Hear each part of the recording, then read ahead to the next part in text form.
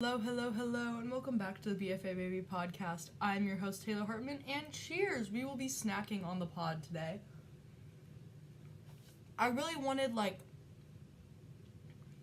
a chilled, laid-back episode this week, and because I've been talking about it for, the entirety of this podcast, I thought it would be fun to cosplay as an audiobook narrator and read you the first 2 chapters of my debut novel. Today on the docket, we are also eating,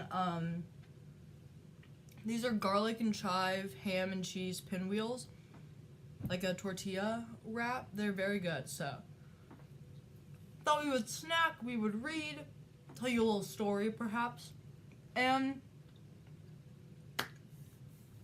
yeah, I think that's all. So get comfortable, hang out, and welcome to the world of Her Skin, His Bones, my debut novel. Cheers.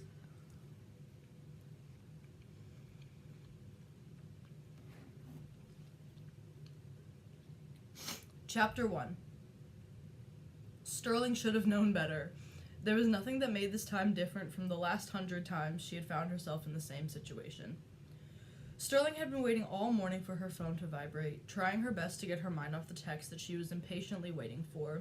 She left her phone on her bed and headed to the kitchen to make herself breakfast. Only recently did she move her record player from her bedroom to her living room, as she found out that moving it every time she wanted to listen to her records while cooking was becoming too strenuous. She more often played her records while she got work done around the house, and she had an impressive vinyl collection, so she figured that she'd show it off. Sterling selected a Frank Sinatra collection album and got right to cooking. She relished in her mornings, as they were the calm before the storm of her everyday responsibilities. Sterling had always been one to relish in the hustle and bustle of life as an artist. Regardless of how extroverted she seemed on stage, she was truly an introvert at heart and truly valued her time alone. Humming along to New York, Sterling prepared herself an omelet. She had seen a chef on TV whisk the eggs through a strainer to smooth them out before cooking them, and since then, she couldn't go back to however she used to make her omelets. She couldn't even remember. Her Sinatra sing-along was interrupted as she heard her phone ringing from her bedroom. "Shit," she muttered, setting her spatula against the pan and turning the stove down so that her breakfast wouldn't burn. "Coming," she shouted as if the person on the other end of the call could hear her. She picked up her phone in the middle of the last ring. She answered the call without checking the caller ID. "Hi," she exclaimed into the phone. "Hey, Stare, you down for coffee after class today?" The voice of her best friend Dimitri filled her ear. "Oh. Hey, Mitri," she sighed. "Jesus," Dimitri laughed. "Glad you're happy to hear from me." Sterling forced a chuckle. "No, I am. I always am. I was just expecting a call from my mom." Dimitri sank into his couch cushion. "Sterling, come on now." "Odds?" Sterling asked. They'd played this game before. Sterling took the call back to the kitchen, distracting her racing mind by inspecting her freshly filed nails. "What's the reason?" Dimitri asked, always willing to entertain Sterling's fantasy of repairing her broken relationship with her mother. "It's her birthday. I left her a voicemail and a text," Sterling explained. 90-10, Dimitri offered. 90 she calls, 90 she doesn't. Sterling sighed, turning the stove off once her omelet was finished. "You're probably right." Dimitri's heart cracked. "I just don't want you to get your hopes up, Stare. Every time you think it'll be different, and it never is. I don't want you to be crushed again when she doesn't call back." "Crushed is a little dramatic, don't you think?" Sterling spoke with a snicker. Dimitri's ever-cinematic mind replayed the events of this time last year. Sterling had shown up at his apartment right after midnight in full sobs. She hyperventilated in his arms, choking out fragment sentences about how she's sick of trying so hard when her mother won't even reciprocate half her effort. She'd stayed awake the whole night, waiting for her mom to call her back, thanking Sterling for thinking of her on her birthday. Dimitri noted that Sterling had grown since the previous year when she'd been sending flowers for her mother's birthday, even though she knew her mother could never keep flowers alive. He was proud of his best friend when he learned that the tulips had just become texts, but it didn't make Sterling's heart break any less. Worried about her driving so distressed, Dimitri carried Sterling on to his bed that night, and he slept on his couch. She was awake until 3 that morning, until her sobs finally rocked her to sleep. "You were pretty upset," Dimitri responded. Sterling shrugged, taking a bite of her omelet. I'll be good for coffee after class. I covered Emmy's classes yesterday, so I have some extra money coming in at the end of the week, she explained. Dimitri smiled over the phone as if Sterling could see it.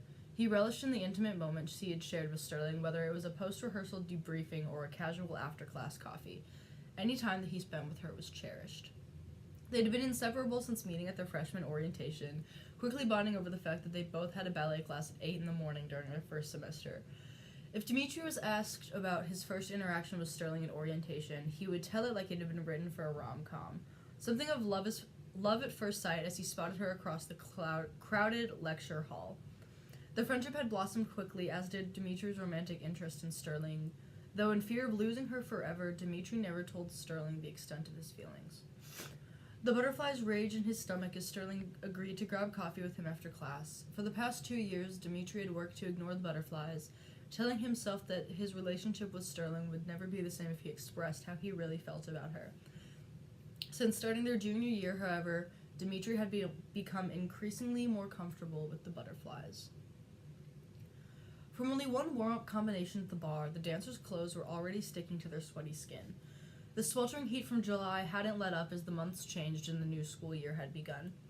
Dimitri peeled his shirt off of his damp skin and used the leg of his warm-up pants to wipe the excess sweat from his forehead. His eyes wandered over to Sterling, who was studiously examining the arch of her foot through the mirror. A frustrated squint made her eyes crinkle as she pushed her foot further over the box of her pointe shoe. Alexander got the dancer's attention once more as he quickly taught the next tendu combination. He scattered out syllables to emphasize the beats and the music that he wanted his dancers to hit during the combination. After asking Kyle, the accompanist, to play something plucky, the dancers were off. Alexander's eyes meticulously scrutinized the dancer's movement. Samuel, you've been going to the gym? No? Alexander called out, throwing a snarky gaze to the man across the room. Samuel's skin ran pale as he quickly adjusted his arm in a la Sacon, tightening his muscles and lifting up his elbow. Yes, sir. Alexander noticed the immediate switch once he was called out on his laziness at the bar and approached Samuel. Alexander took his palm and pressed it flat against Samuel's bicep. He snarled in disgust as Samuel's arm rebounded after being pressed against, telling Alexander that he hadn't built up his strength enough to have a stable arm to the side. Obviously, you're not working out nearly enough, Alexander muttered, quieter than before when he first asked the question, but still loud enough for the entire class to hear the mortifying comment across the studio. Samuel's cheeks blushed a deep crimson as he took a quick glance in the mirror. He frowned at his arms and cringed at the burning that wrapped around his muscles as he forced them to stay up in the proper position. All of the dancers quickly pivoted around to start the combination on the left side. As he was turning, Dimitri caught a glimpse of Sterling's toned calf muscles flexing as she rose up onto the balls of her feet. He had to force himself to stop looking at her, for he couldn't stand another backhanded comment from Alexander. During last Monday's ballet class, Alexander had all the dancers line up in order from tallest to shortest to best pair them together for partnering exercises that would be done in the future. Alexander, of course, took this as a free opportunity to criticize the looks of his dancers, especially as they were fresh off of their summer break. Dimitri had been holding his breath as he watched Alexander pace down the line of dancers, mentally making notes of which dancers would work best together as partners. Dimitri's ever-cinematic mind replayed his summer in a series of camera flashes. Scenes of his constant restriction, purging, and exercise flashed through his brain. He could almost feel the sweat from his daily 2-hour workout dripping down his back. As he stood up straight like a soldier, he hoped that all of his work over the summer was worth it.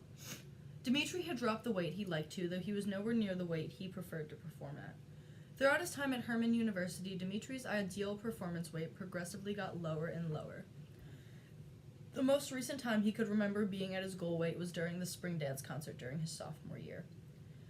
Dimitri remembers that concert as the best he's ever performed, and Sterling remembers that concert as the night she thought she lost her best friend. Dancing an entire concert is an absolute overexertion on an untrained body. However, the dancers at Herman University were never untrained. They rehearsed up to 22 hours a week for months leading up to those performances. Dimitri was well-rehearsed, well-trained, but sufficiently undernourished.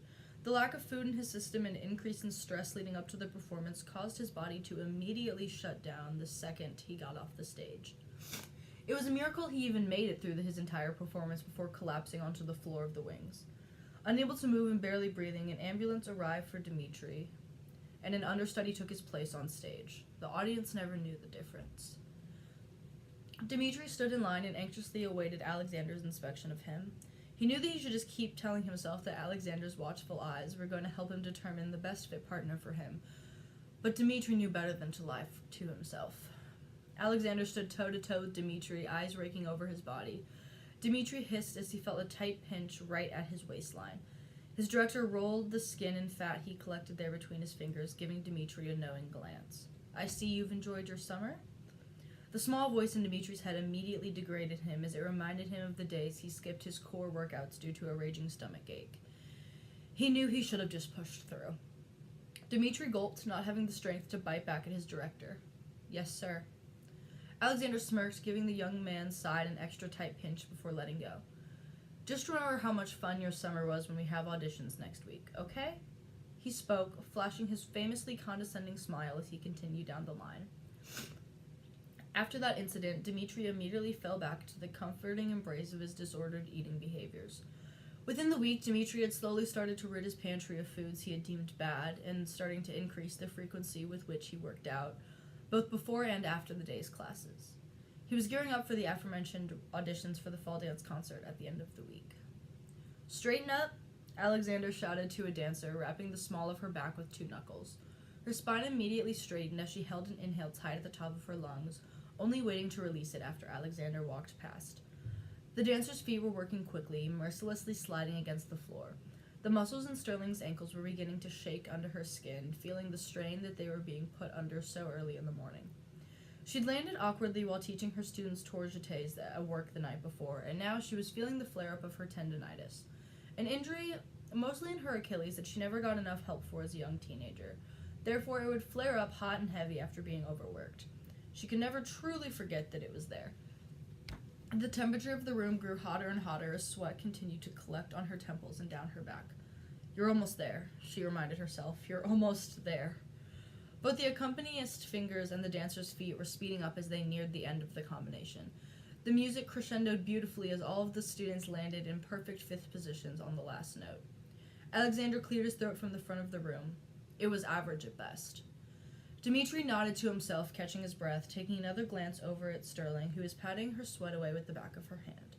She gave Dimitri a small smile, but he could barely muster up a reaction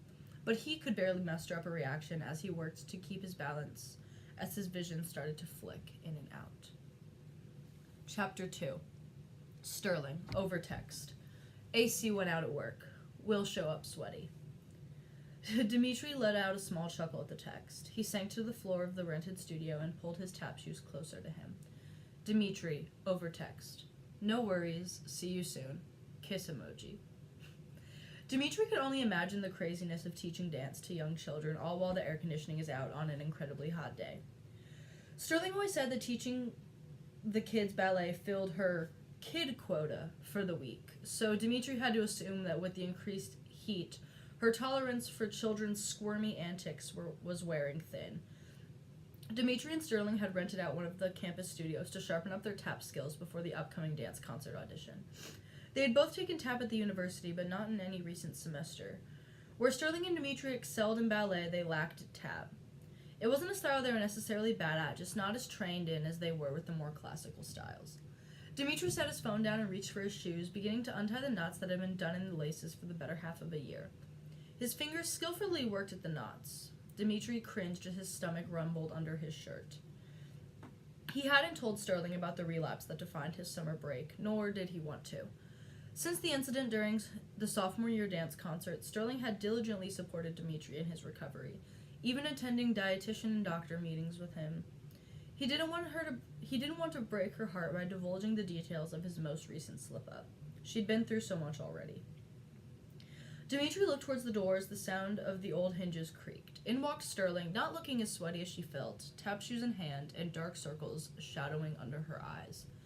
"How was work?" Dimitri asked, standing up and crossing the room. "I think I already know the answer, though."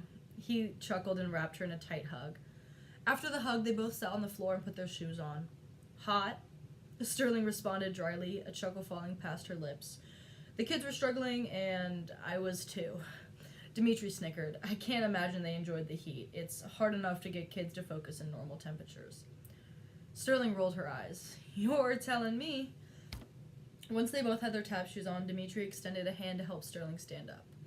She shook out her tired feet, letting the metal taps bounce against the floor to create a less than pleasant sound.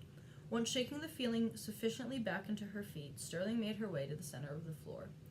Dimitri turned on an upbeat playlist and met Sterling at her side. Little warm-up, yeah? Dimitri asked, beginning to tap his toes and heels to the beat of the music. Sterling nodded, following along. Dimitri was more naturally skilled at tap than Sterling was, so she always appreciated the crash courses before any tap calls. The dancers' feet moved simultaneously, creating a cohesive rhythmic pattern that went along to the music blaring through the studio speakers. Dimitri led a series of flaps, slaps, cramp rolls, heel drops, time steps, shuffles, and even a few trick steps like wings. The music ended and Sterling paused to catch her breath. Good work. Dimitri smiled at her, crossing the room to get water. After taking his sip, Dimitri extended his water bottle towards Sterling. She nodded in thanks, taking the water bottle from his hands and unscrewing the lid to take a sip for herself. We need to go over that in and out combination again. She capped the bottle and handed it back to Dimitri. Dimitri took a final sip through the straw and made his way back to the center of the floor. Sterling had already begun going over the step by the time Dimitri got all the way up to where she was standing. Her eyes were focused intently on her feet in the mirror, creases of frustration forming around her eyes. Sterling groaned as she confused which heel dropped down first, shaking her head as she retired the step. Am I stupid? She muttered, wanting to give up completely. Dimitri let out a small laugh. You're not stupid. Sterling looked over at Dimitri with a sarcastic tilt of her head. You're tired, Dimitri finished. Sterling gave Dimitri one of her famous eye rolls in return. She knew that he was right, but she also knew that she needed to excel at this audition. Her goal was to be cast in Alexander's piece for the fall dance concert. He was slated to be working on a beautiful contemporary ballet piece for the show. Even though he was notoriously even harder on his dancers when they were in rehearsals, Sterling wanted nothing more than to be in his piece. Can you show it to me again? She asked. Dimitri gave her a small smile. Of course I can. He straightened up his back and started to slowly go over the step. So the title of the step, we call it in and out, and that tells you which heel to drop first, he explained. Sterling slowly nodded, studying Dimitri's feet. So it's the inside heel, brush, drop the outside heel. Exactly. Sterling started to slowly execute the step with Dimitri, then working it up to a pace that would be used in a typical collegiate tap call. And you got it, Dimitri beamed, stopping his dancing to watch Sterling's feet move effortlessly against the floor. Sterling let herself finish an 8 count of the step before letting out a sigh of relief. Thank you.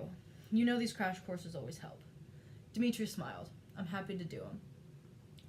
Sterling grinned back, tapping her feet gently to cool down.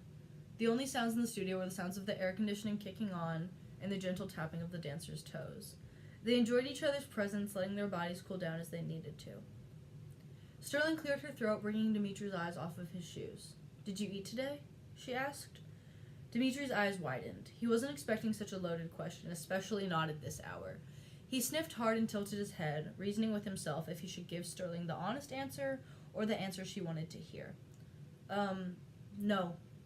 No, not today. Dimitri shrugged. It's been a little tricky recently. Sterling's face softened. She laid a hand gently on Dimitri's shoulder. I'm sorry it's been tricky, but you gotta eat something. I'm here. Okay, you know that. We can have dinner together or a snack, whatever you want. Dimitri nodded, knowing that he did the right thing by telling Sterling the truth, but simultaneously knowing that it meant her eagle eyes would now be on him at all times. Sterling's words from the night of the tap crash course echoed through Dimitri's mind for the rest of the week. Nearly every day, Dimitri could hear the voice of his best friend ringing in his mind. Every time he would close his pantry without grabbing a snack, Sterling was there. You need to eat something. At the gym, when Dimitri turned up the pace on the treadmill, even though his calves were screaming in pain and his heart was only a few beats from breaking out of his ribcage, Sterling was there. You need to eat something. Sterling's voice could be heard in a shout echoing off the pits of Dimitri's empty stomach as he laid wide awake at 3 a.m, a raging headache keeping him up. You need to eat something. Dimitri had successfully silenced Sterling's warning down to a faint whisper as he warmed up at auditions at the end of the week. Piled into the largest studio on campus, surrounded by his peers, Dimitri knocked out a few reps of jumping jacks, push-ups, and crunches before Sterling's voice was nearly inaudible.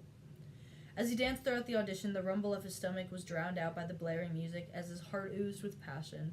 He was his safest when he was dancing. He was free.